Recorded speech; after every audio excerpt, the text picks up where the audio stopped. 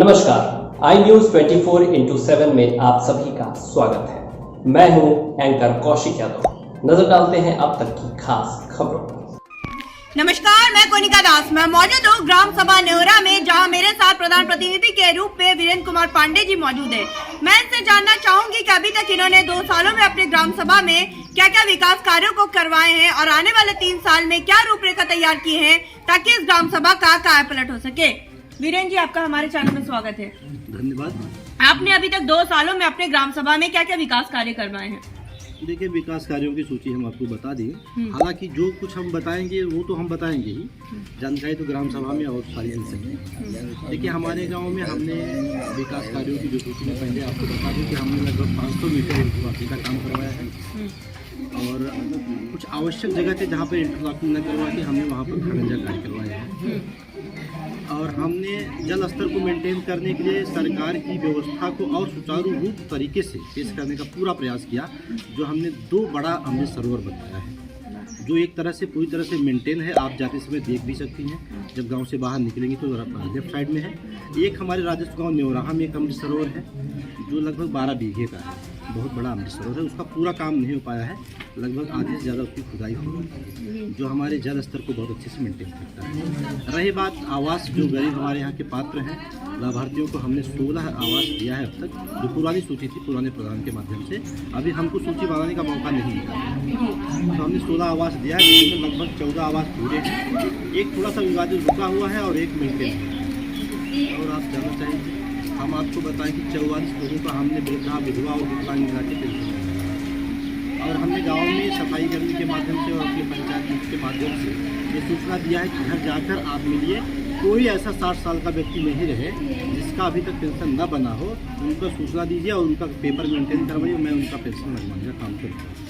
स्वच्छ भारत मिशन में आपकी क्या राय है? स्वच्छ भारत तो स्वस्थ भारत, तो स्वच्छता को लेकर आप अपने ग्राम सभा में क्या देखिए, स्वच्छता को लेकर हम अपने गांव में, जैसे स्वच्छता में हम समझते हैं कि जो नालियां होती हैं गांव की, तो निश्चित रूप से वो काफ़ी मायने रखती हैं, क्योंकि गंदगी वहीं से फैलती है। लेकिन हम कहते हैं हमारी ग्राम सभा छोटी है, इसके लिए हम प्रतिनिधि हमको प्राप्त नहीं हो पा रही है कि जिससे हम पूरी ग्राम सभा में नालियों का विस्तार करें। हम सरकार से एक अनुरोध जरूर करेंगे, क्योंकि अगर हमारे पास राज्य वित्त और केंद्र वित्त मिलाकर लगभग 1.5 लाख रुपए होते हैं, जिसपे हमको समूह 2-3 समूह सक्रिय हैं, पंचायत सहायक को हमको एक पेमेंट देना पड़ता है, प्रधान का भी पेमेंट ग्राम निधि से ही जाता है, और प्रत्येक महीने सामुदायिक शौचालय है उसमें भी समूह को 9,000 रुपये देना पड़ता है। तो अगर हमको तीसरे महीने 1.5 लाख रुपये मिलेगा और अगर आप ये पेमेंट जोड़ देंगे तो हमको विकास करने के लिए पैसे कम पड़ते हैं।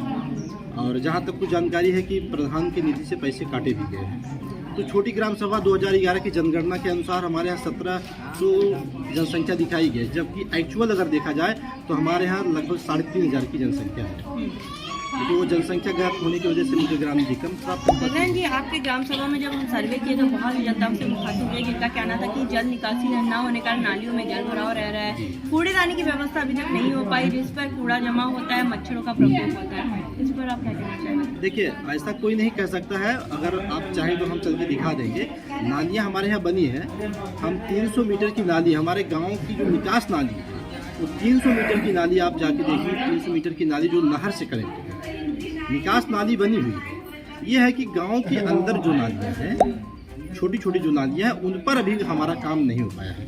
जबकि हाँ, लेकिन मैं आपको बता दूं कि मैं 350 मीटर नाली की स्वीकृति मनरेगा के तहत करवा दिया है।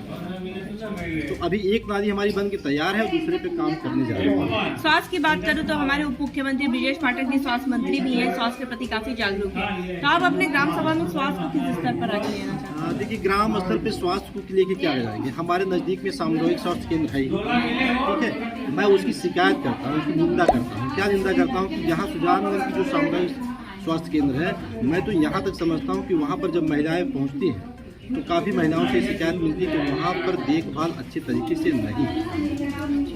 कई बार शिकायत मिली। दूसरी बात, यहाँ के डॉक्टर सर्दी बुखार जैसी बीमारियों को भी ठीक करने में असमर्थ पाए जाते हैं।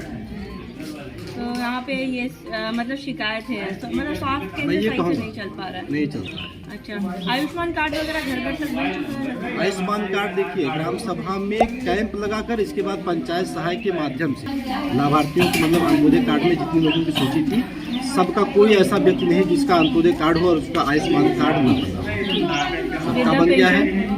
वृद्धा पेंशन हम आपको बताएं कि हमने जब से मैं प्रधान हुआ 44 लोगों का मैंने बनवाया है, 20 लोगों को मैंने अप्रूव करा दिया। 44 लोगों की पेंशन उनके खाते में आ चुकी है। और हम ये भी चाहते हैं कि गाँव में सब जगह पंचायत में सफाई कर्मी और रोजगार सेवक सबको लगाया हूँ कि आप ये पता करिए कि किसके घर में कोई ऐसा वृद्ध ना हो जो 60 साल के ऊपर हो और पेंशन न पाता हो। सही बात है, आपका सही है। अच्छा, ये बताएं कि आपके यहाँ कोई ड्रीम प्रोजेक्ट है आपका जो अपनी ग्राम सभा के लिए करना चाहते हैं? देखिए, ड्रीम प्रोजेक्ट में हमारे यहाँ ये कहेंगे कि पंचायत भवन तैयार है, सरकार के 19 पैरामीटर तो लगभग पूरी तरह से कंप्लीट है। चाहे आप सामुदायिक शौचालय देख लीजिए, चाहे आप विद्यालय देख लीजिए, उसका कायाकल्प का पूरी तरह से, आंगनवाड़ी केंद्र देख लीजिए। तो इस तरीके से उन पैरामीटरों में मैं बिल्कुल फिट बैठता हूँ।